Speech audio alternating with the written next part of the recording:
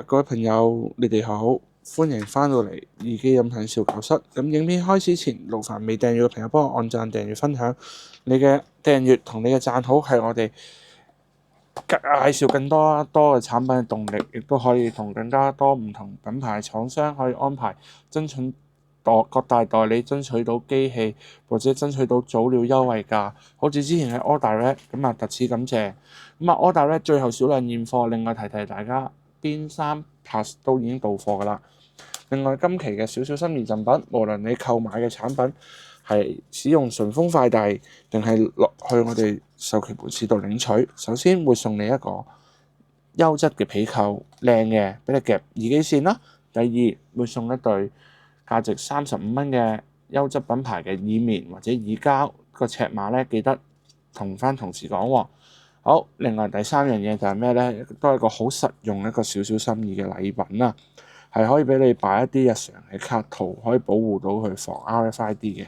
咁之前有啲客人有玩聽轉錢包啊，或者擺一啲自己嘅信用卡啊、八達通啊、身份證明文件啊，防止呢個 PayWave 嘅，即係防止個資料洩漏。顏色自選都好多顏色，都少少心意訂咗一批，自己有呢個需求，咁順便訂多一批送俾啲親愛嘅客戶朋友啦。哇！而家呢個叫咩啊？今日同大家閒談一個事情啦。咁我一度開啦。今日首先介紹嘅影片呢個係 TRN Audio。咁其實即係以前 TRN Audio 係一個旗下佢自己旗下品牌，係做一個解碼嘅便攜式解碼耳礦嘅。咁之前 TE Pro 同埋 TE， 咁呢隻就係叫做黑碟。咁你睇個盒咧，就話喂，個包裝唔係好大啊，唔係好一啲叫做咁貴嘅包裝。咁因為佢呢個價錢咧，其實都幾抵嘅。據我所知，因為我係啱啱收到佢嘅貨啊，佢嘅定價咧好似都唔係太貴嘅。頭先講到邊度？嗰個叫做內卷嘅文化。哇！之前咧，你呢個 iBasso 嘅 DC04 Pro 咧，咪我冇記錯係都係43131嘅 CS43131嘅芯片嘅。我都有用，跟住有個朋友都話好靚聲。跟住後尾就發現咧，佢有隻同一個品牌叫做馬卡龍，咁嗰個我就冇拍攝啦。但係我見佢都係用43131嘅芯片，但係佢價錢係平咗一折嘅。咁但係當然咧係閹割版，某啲 DC04 Pro 有嘅功能，或者06 Pro，甚至乎之前我介紹07 Pro 有嘅功能，佢係冇嘅。咁今次呢隻咧，據我所知好似都係用 CS 芯片咯。跟住我同廠方嗰邊嘅設計師啊，同埋佢嗰邊嘅銷售部人員咧，我問佢嘅定價大概係幾多？咁我喺正式發售嘅時候再公佈啦。佢呢個價錢都係唔超過500-600蚊嘅，係啊，仲要可能連埋有個保養俾你哋，係啦。因為我得到嘅資料咧，佢係開會討論緊個價錢。據我所知個價都好癲啊，因為佢話做一個薄利多銷啊。咁點解要做一個薄利多銷咧？佢話因為佢啱啱咧踏入呢個叫做小尾巴或者解碼耳礦嘅市場喎，係啦。等我睇一睇幾錢先，係啦，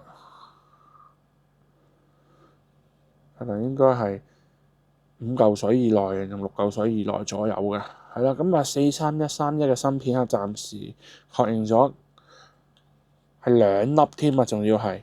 咁另外佢都有個指示燈嘅，咁佢出廠都好好，面頭包咗張呢個叫做靜電紙啊，防止你刮花啦，防止你咩啦。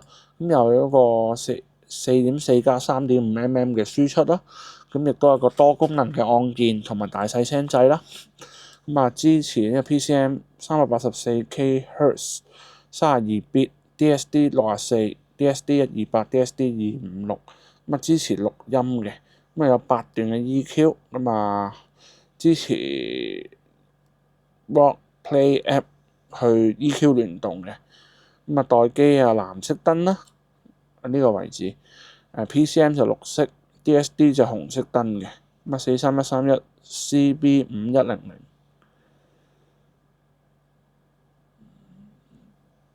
係啦，跟住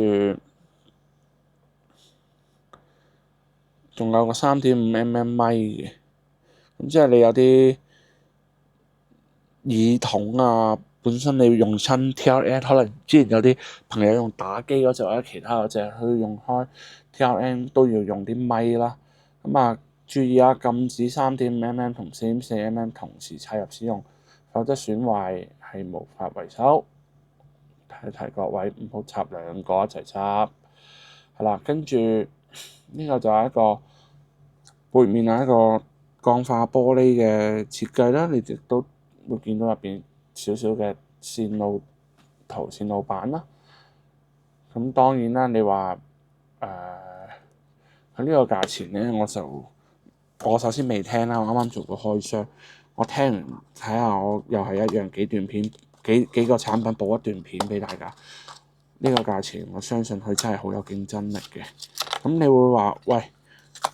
不過而家都比較少人用 Lightning 啦，佢跟呢條 Type-C，咁你可以甚至你話 Touchwood 損壞咗，可以做一個替換啦，或者其實而家都唔係，而家都好多一啲廠商都有做一啲嘅線材啦，甚至乎升級嘅線材啦。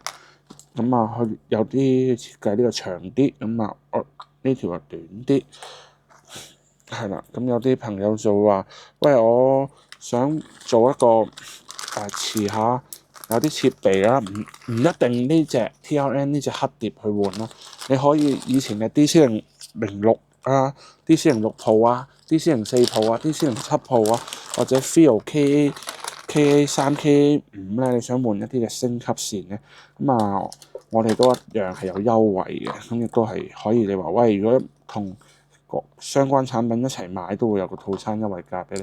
咁呢啲其實有個好處，可以再做一個升級咯。係啦，咁不如咁啦，我睇下相關資料介紹俾你哋先啦。係咁啊，段影片都會太長，我聽緊會稍後再去安排啦。咁首先咧呢個價錢係真係好有性價比啦嚇。咁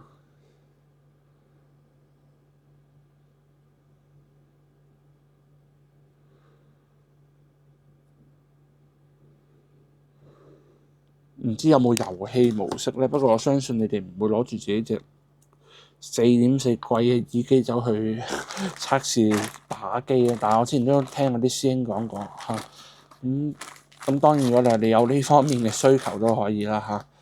咁插咗入去咧，睇下係咪有盞燈先，定係要插埋耳機？咁我陣間直頭會攞呢個黑碟嘅產品去推返佢個背殼試一試佢，係啦。咁啊可以連接而家嘅 iPad 啦、iPhone 啦、Android 啦，咁啊 Switch 嘅設備。咁啊對比1000元級數嘅產品咧，咁啊價格實現咗一個特大嘅優惠折扣，咁啊可以學生嘅用家或者啱啱開始使用，想啱啱開始去玩呢個IEM 玩耳機嘅人，可以開始去嘗試去使用啦。咁但係當然我都知道有部分嘅人會去已經有幾條小尾巴，咁嗰啲就未必可能會考慮。你可能甚至乎有啲貴嘅小尾巴就未必會考慮佢咯。咁但係啱啱新開始玩啊，或者啱啱新入門嘅朋友想試下玩呢個4.4同3.5都有嘅小尾巴，就可以嘗試做一個考慮嘅。咁另外